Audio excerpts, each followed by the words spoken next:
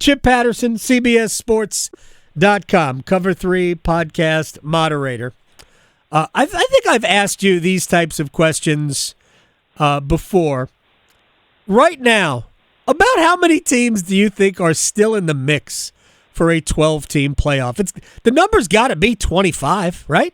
Yeah, I was about to say 25 to 30, and that is a little bit misleading, because how many teams are in the mix for an at-large spot, according to my best guess, would be less. But the way that the system is set up, we are still dealing with conference championship races that are including a lot of teams that would not be at-large consideration, from the very obvious in terms of what you've got in the Mountain West, the American Athletic Conference, or even the Sun Belt, to maybe the less obvious, which is that Virginia, Georgia Tech, the Duke Blue Devils are college football playoff contenders in the middle of October. Now, they have a path that is a little bit more narrow and specifically defined. Not as many options seem as likely as it would for, an example, an Ole Miss or a Texas A&M. But at least that is the case. I mean, that is the pitch, is that this is, again, the pitch from the college football playoff, power brokers, is that we did go into late November weeks and we still were reaching all the way down to number 22 or number 23 in the rankings and saying, hey, these teams still have a shot to make this 12-team playoff, because if I remember correctly, that was in the Big 12, a conference that finished with a 4-way tie for first place in the standings. And so, yes, whether it's the Big 12 or whether it's the ACC, whether it is some of the Group of Six conferences, the total number of teams that can be going into team meetings, that can be, talking to each other around campus and say, hey, we've got a shot at the national championship. Yeah, it's probably about 25 to 30 teams. Yeah, you mentioned, too, in the ACC, Duke and Virginia. Virginia's just got one loss. But even if Virginia were to win out, and the only loss would have been why was Chandler Morris throwing that ball against NC State? If that's the only loss, I don't know that I could put them in the college football playoff were I a committee member, because I just don't know that they've won a game that would warrant being in the college football playoff, although that would they might at that point be an ACC champion, right? That's I was going to say, at a minimum, even Virginia as a 2-loss team would it 11-2, aka, because essentially what you are painting right now is the SMU profile. Right. Because SMU lost to BYU early in the season. It was a game that was a little bit of a head-scratcher. In fact, it was a game where Kevin Jennings took over as quarterback, but then they went 8-0 in ACC play, went to the ACC championship game, lost a competitive game to Clemson, make the college football playoff. The situation you're painting, they're the ACC champion, they're in, no question. Even Virginia as a potential 11-2 team as an at-large consideration. Yeah, no. What they would have is they would have a data point against a team, we assume in Miami, that would provide their worthiness. If they show up and it's the same kind of result as when they showed up to Charlotte in 2019 and got beat more or less 62-10 to the Trevor Lawrence-led Clemson Tigers, no, your 11-2 doesn't get you in. But you would at least have a chance there on the first Saturday in December to state your worthiness one way or the other, either win it outright or at least try to provide that kind of scenario. So again, Duke, Georgia Tech, Virginia in the ACC, yes, you are still college football playoff contenders. You have a path, and even in the scenario where you might not even be the ACC champion, you would at least be playing when most of the rest of the country is not, when the selection committee is together, the very last game on Championship Saturday, and you would be able to provide one last 13th data point that a lot of teams are not going to have. So I would at least say that, it's not all championship or bust. It is likely championship or bust. Right. But that's sort of Big 12, ACC, there's a whole lot of teams that are still in the mix, but the real key to that is making sure you're playing for the conference title. Chip Patterson is joining us here on the Adam Gold Show. Duke, Georgia Tech, an elimination game. I'm sort of joking around about that. But is it an elimination game for Georgia Tech if they don't win it? No, because they've got Georgia at the end of the year. They'd have to win that game, right? And given the way that the Bulldogs have played, which is below expectations at nearly every turn, I mean, objectively below expectations. Right. Like, it's just, the team is super talented, and they get rated and ranked accordingly. And they have one of the worst against the spread records in the country. And it's not just failing to cover; it's the cover margin per game. I mean, they are just not meeting the calculated expectations for performance week in and week out. Now that could turn. I mean, they've got Texas coming up. You know, they've got a big one against Ole Miss at home coming up this Saturday. And in Georgia's defense, as Kirby told us, more than 50% of this team are first and second year players. You know, like, they are really leaning heavily on young pups. So maybe they could be a different team by the end of the year, but Georgia Tech's great. So not truly an elimination game from the big picture perspective. It certainly is for Duke because I think with 2 non-conference losses, it's going to be very difficult. I think that it's just still such a huge, huge game for both teams when it comes to the ACC, just because we don't have a ton of crossover among those teams at the very top. And so whatever data point you do have, that those head-to-head wins are going to be huge. I mean, if Georgia Tech is legitimately good enough to be considered, I mean, whether they're in or not, if they're legitimately good enough to be considered, this is the last time that they should be put to the test until Georgia comes to Bobby Dodd Stadium. I think Duke is good. I think Duke could win the game. I actually haven't looked at point spread. I thought I saw Georgia Tech maybe a slight favorite in the game. Either way, I think this is should be a great football game. Let me ask you about Georgia, because there is one area that Georgia, I think, has exceeded expectations that I don't know if you pay attention to or you care about, and that is getting breaks from the officials. So there's no doubt that Kirby Smart called a timeout. He was not clapping. That to me is the most embarrassing thing. If I were the SEC, I would have fined him $250,000 for that. Why? That's a lot. I mean, if we're only going to fine Lincoln Riley $5,000 for putting a uniform on a player who's listed as out, why are we doing $250 for? Well, there should have been more for Lincoln Riley. But didn't Riley say he had communicated with the Big Ten? Just because that's so childish, what Kirby Smart did and got away with, and we all have it on video. That, like, he needs to be publicly embarrassed for blatantly lying. Just take the L. Man, you called timeout. Just take the timeout. I cannot believe that they rescinded it. But wasn't that a touchdown that Auburn scored?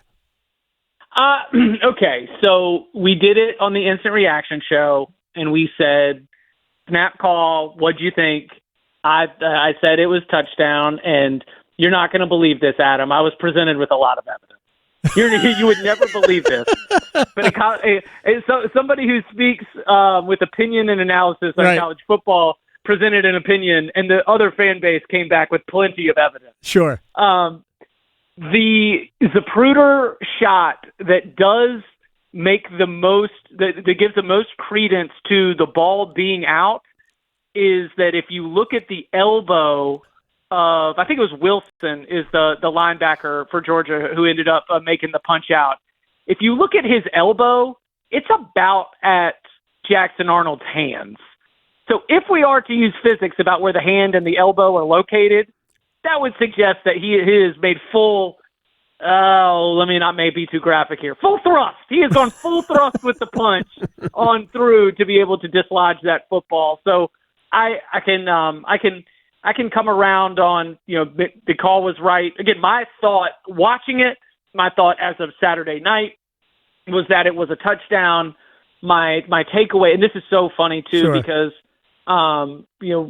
the sliding doors, the butterfly effect of, what if Dylan Tiananmen doesn't jump up and grab Drew Aller's pass in double overtime? What James Franklin still has a job. What if Jackson Arnold what if that is ruled as a touchdown?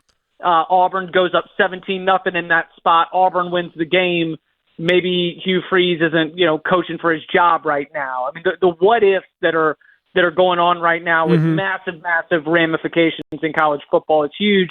But to really dive deeper on the Auburn side of it, man, you were outplaying them, and everybody who's close to that program says that this Auburn team just doesn't know how to win and that they just crumbled, and that maybe 17-0 they would have crumbled too.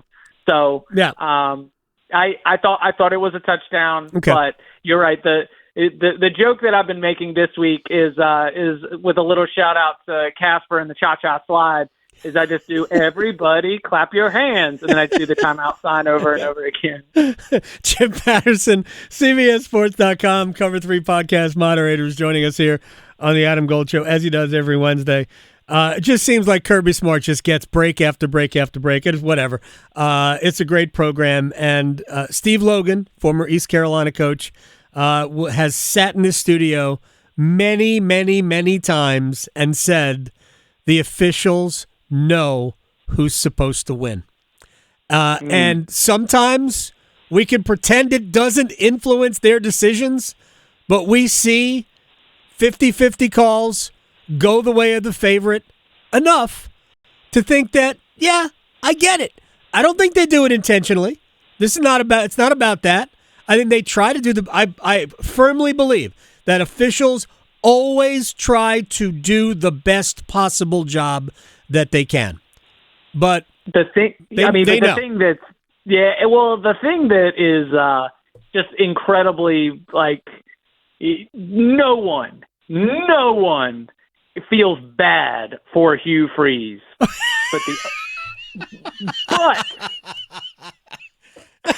the Oklahoma game, the Texas A&M game, the Georgia. I mean, this three it's piling up have all included some wild calls and big swings. In was it the Oklahoma game was 24-17 with the John Mateer John Mateer reaches across the goal line for the game-winning score. Texas A&M is 16-10. This last one was 20-10. I mean, it's just. Man, it does feel like a star-crossed tenure for Mr. Freeze down there on the plane. Trip Patterson is joining us here on the Adam Gold Show. I was looking at the SEC teams that are highly ranked that right now would be in the college football playoff. And, man, did they have some games left in front of them. Of course, they're all against each other, except for Georgia. I mean, they've got 3 good games left, and you could lose to anybody. I always want to say this. In college football, you never know. I mean, the fact that Penn State went out to UCLA and lost that game is one of the more curious results of the season. There was a reason why UCLA hadn't won a game. Not that they were completely void of talent, but they weren't good. And Penn State, at the very least, is good. Of course, they might have completely lost the plot after that, and then they came home and lost to Northwestern. Now James Franklin's out of a job. You and I are going to talk about that in a second.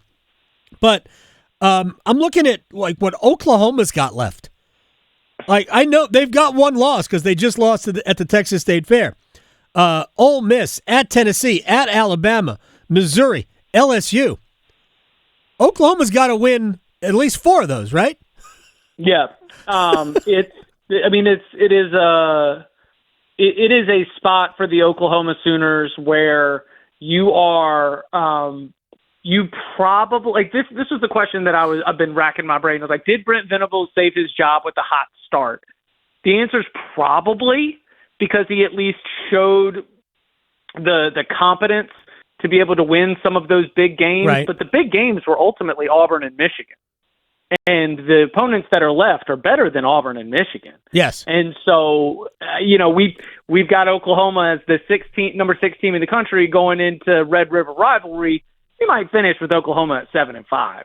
We might finish with Oklahoma at 8-4, and that would be a really, really good season. That's just Oklahoma entered the year with one of the toughest schedules in the country, and a lot of that has borne out to be true. What's interesting is an Ole Miss, is a Georgia, is even Texas A&M.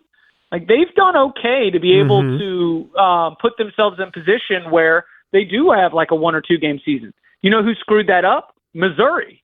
Because Missouri only had a couple games too, but they've already lost one of those, falling to Alabama this past week.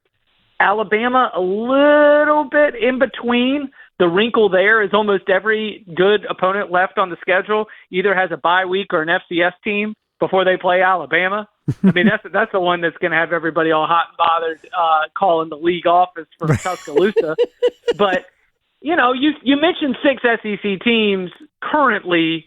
That's why it's always really important for me when I'm trying to project this thing out. And up on CBSSports.com right now, we were asked to, second chance to be able to predict what the playoff would look like. It was very important for me to be able to say, look, this is just where we are based on the imbalance of schedules in these massive conferences.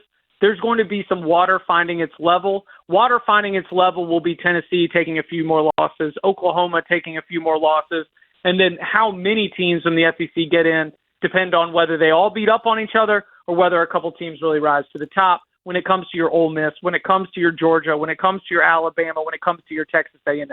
I think Texas can still win their way back in.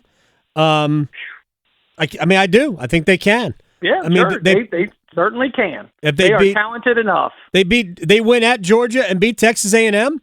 I mean, they belong somewhere in the 12. I actually think that based on what I have watched and what I have in front of me, I think there could be multiple 3-loss teams in the college football playoff this year. But probably not 3. Maybe not 3, but two. Two is multiple. Two, yeah, yeah, for sure. But there's also the other side of that being, you're like, okay, all they got to do is beat Georgia and beat Texas A&M. Okay, what's Texas's? Let's talk about the football of it all. What's Texas's fatal flaw right now? They don't have an offensive line. Your opponents were who again? Georgia and Texas A&M. And you don't have an offensive line. Okay, good luck with that. I think that'll go swimmingly.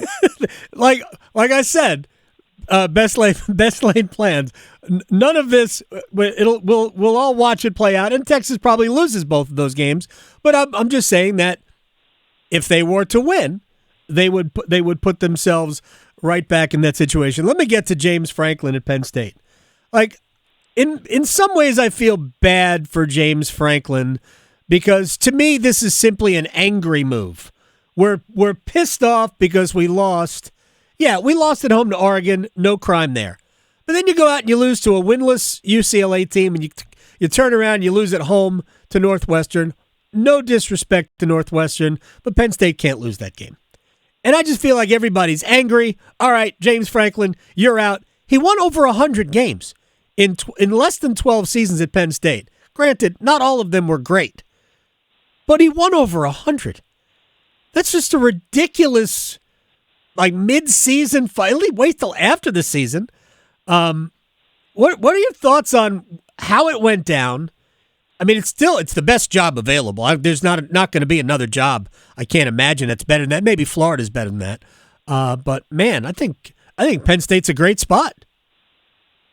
It was an emotional decision, unquestionably. Yeah. And the comments from athletic director Pat Kraft, I think, drove that home. It was an emotional decision, and the thing that why now? Why not the end of the season? It's a real cautionary tale to me about these all or nothing seasons in the modern era, because the reason you make the move now is that the team did the things that never happened under James Franklin. James Franklin didn't lose as a 24-point favorite. Right. He might not have covered, but he didn't lose as a 24-point favorite. He took care of business. He avoided the bad losses. I think that this is sort of one of my go-to lines that I think represents something similar to what you're looking at when it comes to, the job, the coach. Are they going to be better or worse off? I think that James Franklin quite possibly could be the best hire, not fire, the best hire of the 25-26 coaching cycle, and that includes whoever Penn State gets. But the emotions, they were going to be they had so many players back, and they were going to be looking at a rebuild year after this. And if the team, and I don't want to say the team checked out James Franklin's own words were that they didn't handle the loss to Oregon well. Well, then, by my assessment, you didn't handle the loss to UCLA well either. Right. And yes. when those things compound on each other, and the only goal was going to be go win a national championship, and that's way out of reach, it's just a really, really tough environment.